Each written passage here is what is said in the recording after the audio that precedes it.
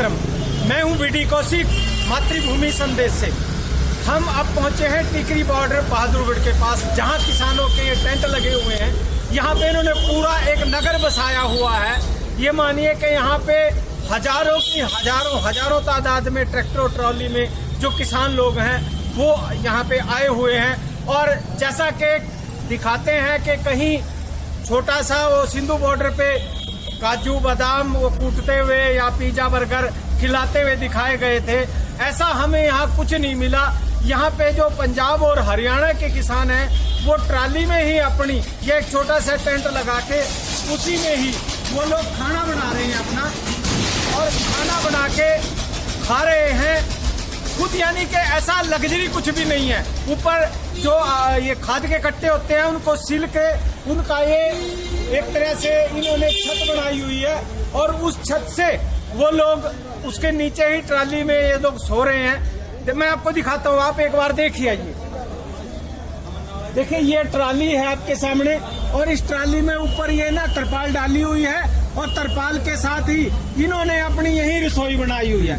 कहीं कोई गुरुद्वारे से, किसी मंदिर से या किसी पॉलिटिकल पार्टी से कहीं से इनको खाना नहीं आ रहा है। ये खुद बना रहे हैं, खुद खा रहे हैं, और वही सूखी रोटी दाल सब्जी जो गांव में किसान की जो शुरू से किस्मत में लिखी है, जिस तरीके से वो बेचारा गुजारा करता है, वही सिंपल तरीके से ये यहाँ पे भी गुजारा कर रहे हैं। आइए मैं आपको और भी किसानों से मिलवाऊंगा और पूरा यहाँ के हालात आपको दिखाऊंगा कि यहाँ किस तरीके से किसान लोग यहाँ पे अपना गुजारा कर रहे हैं जो इस आंदोलन में आए हुए हैं। आइए चलते हैं।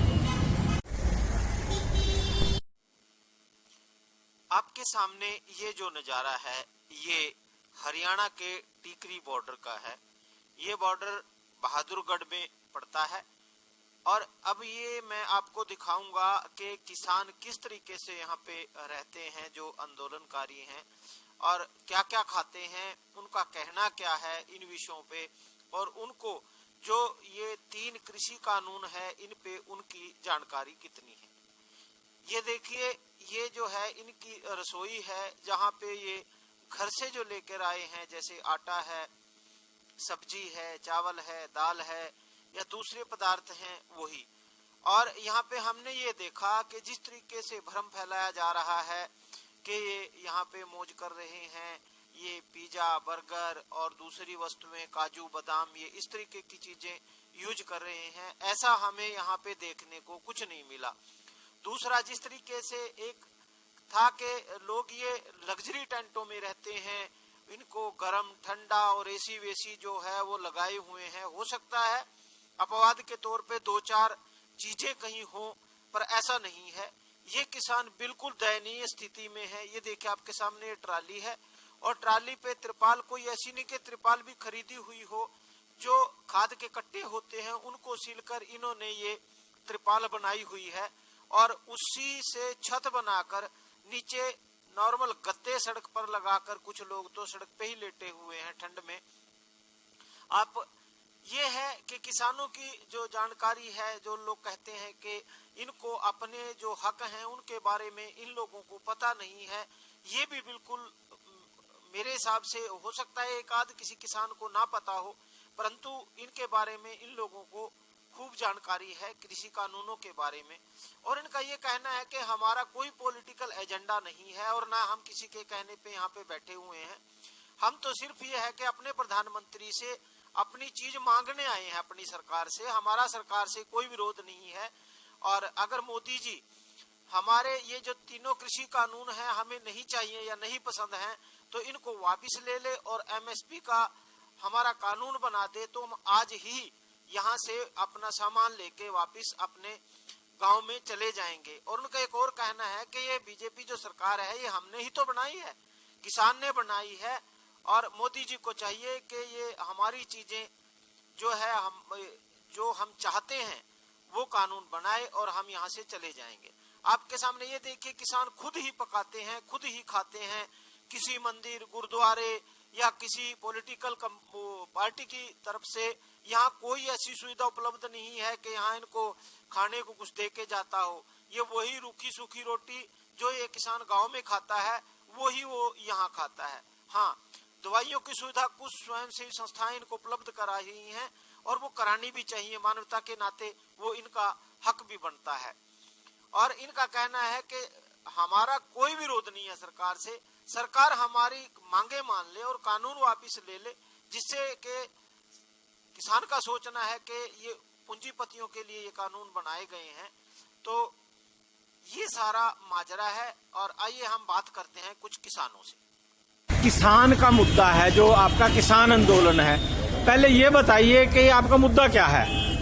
हमारा मुद्दा ये जो 3 कानून लेकर के आई है सरकार पिछले दरवाजे से। हाँ। जब कोरोना की महामारी के अंदर सारा देश त्रस्त, लोग घरों के अंदर दुबके हुए बैठे थे, उस दौरान 4 या 5 जून को सरकार ऑर्डिनेंस के जरिए कानून लेकर के आई और फिर 20 सितंबर को ये कानून राज्यसभा के अंदर और लोकसभा के अंदर दोनों जगह बिना चर्चा के, बिना आम सहमति के पास कर दिए गए, सिर्फ ध्वनि मत से। हाँ। और इन तीनों कानूनों को जो सीधे सीधे तीनों कानून जो है किसान विरोधी हैं, किसानों की डेथ वारंट है। अगर कम शब्दों में कहे तो किसानों के लिए ये कानून डेथ वारंट है, किसानों की मौत निश्चित है तीनों कानून आने के बाद। इसलिए इससे क्या हो जाएगा किसान, यानी कि कानून अगर लागू हो गए तो क्या हो जाएगा उससे? अगर इन तीनों कानूनों के अगर हम एक कानून का जिक्र करें तो अगर हम पहले कानून की बात करें तो सरकार कह रही है कि मंडियों के पैरेलल एक और मंडी होगी जिसके अंदर मतलब किसानों को अपनी मर्जी से फसलें बेचने की सहूलियत मिलेगी। तो उसके बारे में यही है कि सरकार कह रही है कि एक मंडी के बराबर एक और पैरेलल मंडी होगी जिसके अंदर टैक्स नहीं लगेगा, जिसके अंदर और सुविधाएं दी जाएंगी।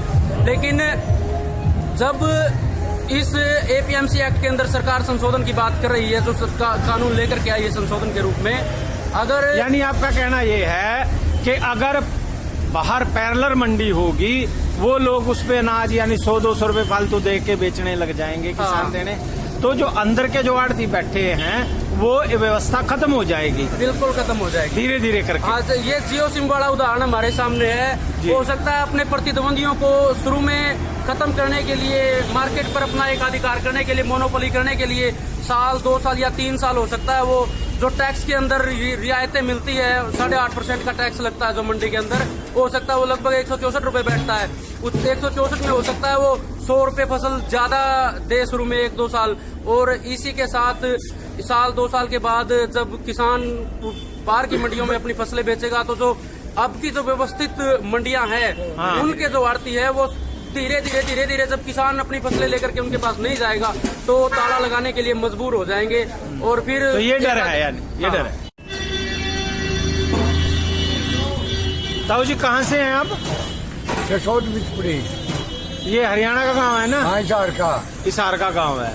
तो कितने दिन से आए हो यहाँ पे? हमें 2 महीना का नेड़ा 13 तारीख को यहाँ पहुँच गए थे। और गांव में आपकी जो फसल बाड़ी है वो कौन देख रहा है? आप पे देखी जाएगी आ रहा था पहले बर्बाद हुआ है हमें क्या करना है। अच्छा अच्छा अच्छा। कहाँ से हो जी आप? मैं हरियाणा कुरुक्षेत्र हरियाणा से। कुरुक्षेत्र से हो? कौन सी जगह से? माजरी कला से।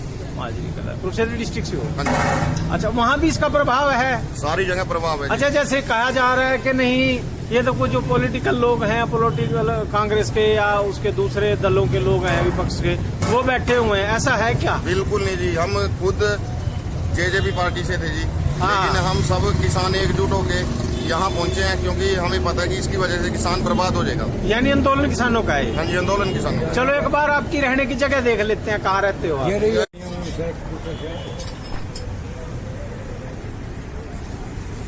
अच्छा, ये ताऊ जी आपकी जो है ये रसोई है? हाँ। क्या क्या खाना बनाते हो?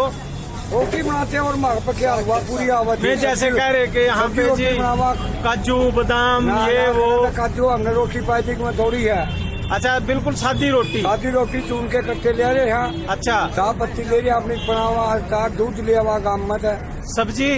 सब्जी आ रहा था ले आवा कि मैं कदे खड़ी कर लिया कदे दाल कर लिया। हाँ। अच्छा, यानी वो नहीं है भाई जैसे लग्जरी खाना दिखा रहे हैं? खड़ा काजू मारा पाओ काजू होंगे मेरा हमें क्या करा रहे, हमें क्या ना वो करा, फिर तो हमें भी उड़े बिठा नहीं। यानी ये एक तरह से अफवाह है कि जो लोग किसान मौज कर रहे हैं, ये तो सब अफवाह चला रहे हैं। अच्छा अच्छा, आप देख भी रहे हो? हाँ, देख लिया मैंने। खड़े दिक्कत लगी, सूखी रोटी खाने लगे बिना चौपड़ी। ठीक है जी। अच्छा, 26 तारीख की जो ट्रैक्टर की जो निकालोगे रैली, उसकी क्या योजना है? योजना? हाँ, आमदी ना झुकाएंगे, अच्छा ना हटाएंगे, जी जी। मर मिटाएंगे। अगर कानून वापिस हो गए तब भी? नहीं, कानून वापस हो गए तो बहुत बढ़िया जी। नहीं तो मतलब वहाँ लाल किले पर डंडा हम ही फहराएंगे। सिमर सिद्धू। हाँ जी, सिमर सिद्धू। अच्छा सिद्धू भाई, ये बताओ कितने दिन हो गए यहाँ पे? सानू आया 15 दिन हो गए। पहले मैं आया था 10 दिन लगा गया था, फिर मैं अपने गांव चला गया था, थोड़ा काम था। लंगर कहाँ बनाते हो? अपने यही ट्राली पर। ट्राली पे ही? हाँ, ट्राली पर। अच्छा अच्छा, ये बताओ जैसे ये कह रहे हैं कि किसान जो है बड़े आराम से जी रहा है, इस तरह की बात है क्या है यहाँ पर? वो किसान आराम से आपी जी रहा हूँ, सड़कों ते बैठा किसान हाँ। जी तो साडा भी करदा ते घरे बाल बच्चों च होवे, किसान आपदा काम धंधा करे। पर ये मोदी सरकार ने मजबूरी बन गई किसानों की इत्थे आउणा सड़क। हाँ। कोई चाह नूं जां खुशी नूं नहीं इत्थे बैठे, किसानों की मजबूरी है जी। अपने हक लैण लई आए ने तां सड़कों ते पए ने। कोई चाह नहीं किसानों नूं इत्थे बैठे रोटी काले कानून वापस करा के जावांगे। इत्थे भावें सानूं साल बैठना पै जाए, 6 महीने 5 महीने 5 साल बैठे।